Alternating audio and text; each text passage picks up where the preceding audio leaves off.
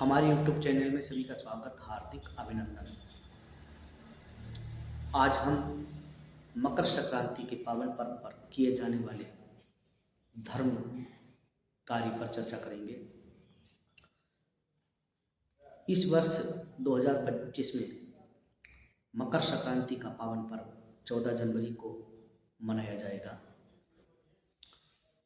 इसका शुभ मुहूर्त के बारे में हम बताने जा रहे हैं। 14 जनवरी 2025 को 9:03 से लेकर के 5:46 शाम तक शुभ टाइम रहेगा और भगवान भास्कर अपनी धनु राशि से निकलकर मकर राशि में 8:55 पर प्रवेश कर जाएंगे। तो 8:55 से लेकर के 12:51 तक विशेष पुण्यकाल रहेगा। इस समय जो भी दान पुण्य, जप तप व्रत, जो भी स्नान करना है तो ये समय सर्वश्रेष्ठ रहेगा। बाकी ब्रह्म मुहूर्त के समय जो भी पूजन यज्ञ करने का जो फल बताया गया है वो अनंत गुना उससे प्राप्त होता है। मकर संक्रांति का पावन पर्व बहुत ही एक विशेष पर्व बताया जाता है। पौराणिक कथाओं के अनुसार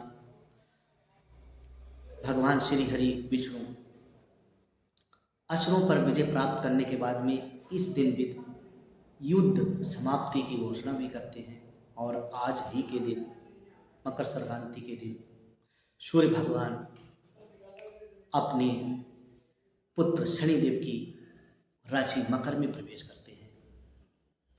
सूर्य उत्तरायण 14 जनवरी से हो जाते हैं और कहते हैं कि उत्तरायण देवताओं का दिन होता है और जब सूर्य दक्षिण होते हैं तो असुरों की रात्रि बताई गई है। 14 जनवरी को भगवान भास्कर अपने पुत्र शनिदेव के घर पहुंचते हैं तो उनके तेज से, प्रकाश से शनिदेव का जो मकर नाम का जो घर है और कुंभ नाम का जो दो घर थे तो एक घर जल जाता है। तो शनिदेव के पास अपने पिता का स्वागत करने में, वैसे तो ये पिता पुत्र में कभी भी आपस में नहीं बनती है। जिस भी जातक के सूर्य या चंद्र कुंडली में सूर्य शनि एक घर में बैठे हों, युति हो, तो पिता पुत्र में तर्क वितर्क चलता रहता है, आपसी मतभेद भी बना रहता है।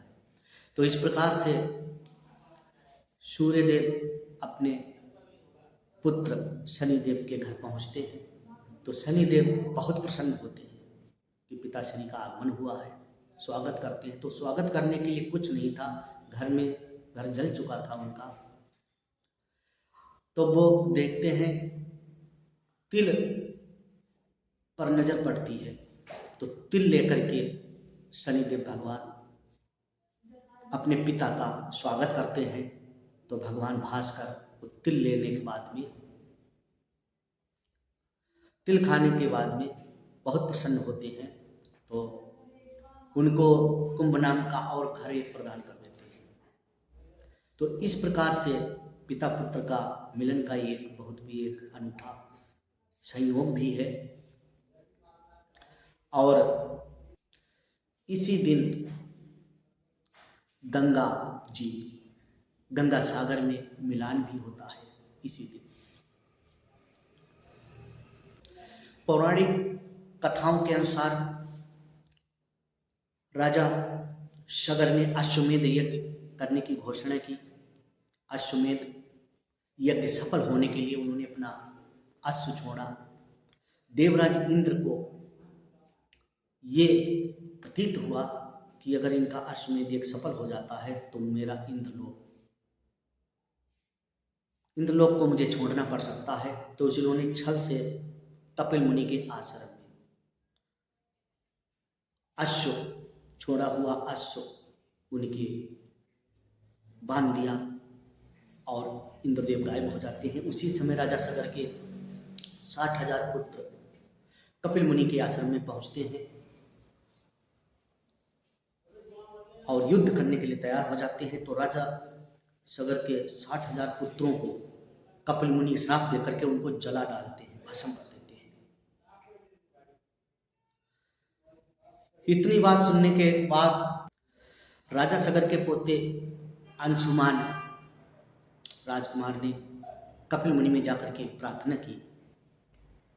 मुनि ने कहा, आपको 60,000 जो भी मैंने श्राप दे करके उनको जला दिया है, इनको मोक्ष करने के लिए, सद्गति पाने के लिए आपको तप करना पड़ेगा। तप करके जो भी आपके परिवार में कोई संतान होगी तो गंगा जी के द्वारा इनका श्राद्ध तर्पण सिंचन किया जाएगा, तब इनको मोक्ष होगा। कुछ दिनों बाद अंशुमान के यहाँ दिलीप का जन्म हुआ। तो दिलीप के पुत्र भागीरथी ने तप करके गंगा जी को प्रकट किया। जब गंगा जी प्रकट हो गई तो उस गंगा जी के माध्यम से राजा 60,000 सगर के पुत्रों का उद्धार हुआ। आज मकर संक्रांति के पावन पर्व पर विशेष गंगा जी के किनारे स्नान करने का महत्व है और पितरों को जो भी आज के दिन श्राद्ध तर्पण करता है उनके पितृ दोष जो लगा रहता है वो भी दूर हो जाता है। और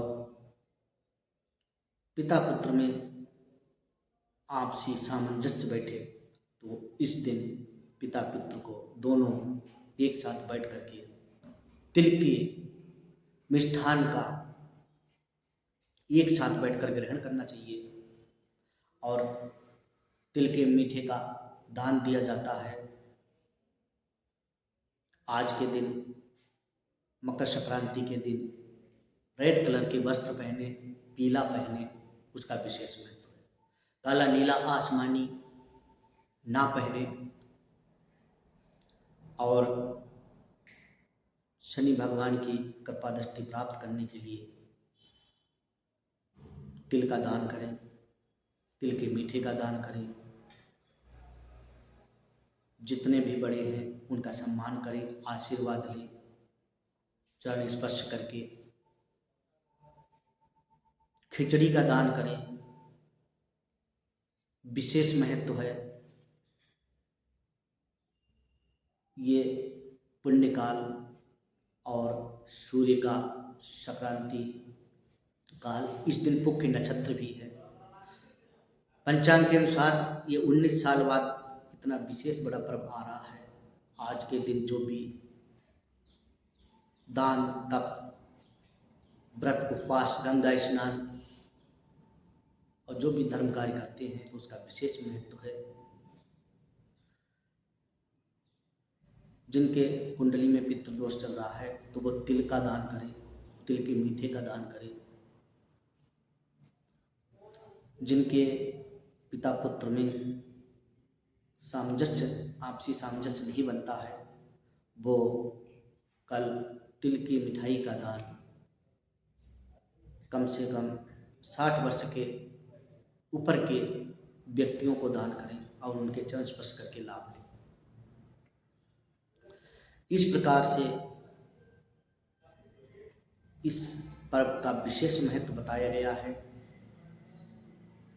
इस दिन यज्ञ किया जाता है।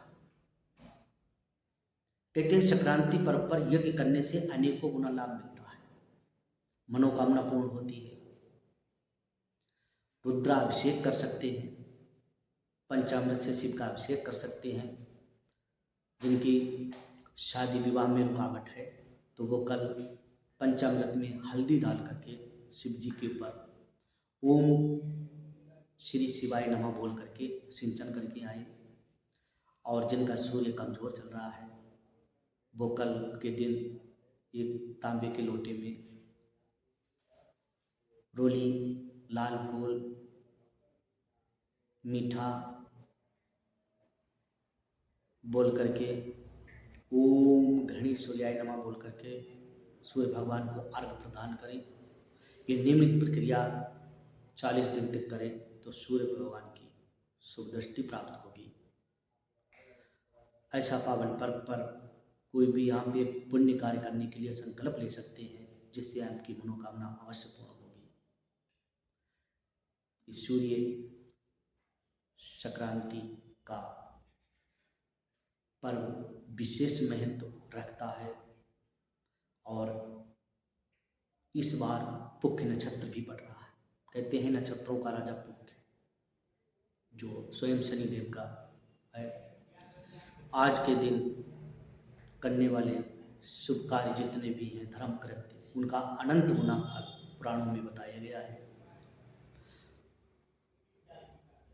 वीडियो अच्छा लगे तो लाइक भी करें, शेयर करें और शुभ मुहूर्त के बारे में जानकारी प्राप्त करने के लिए, कुंडली विवेचन करवाने के लिए, क्रूर ग्रहों की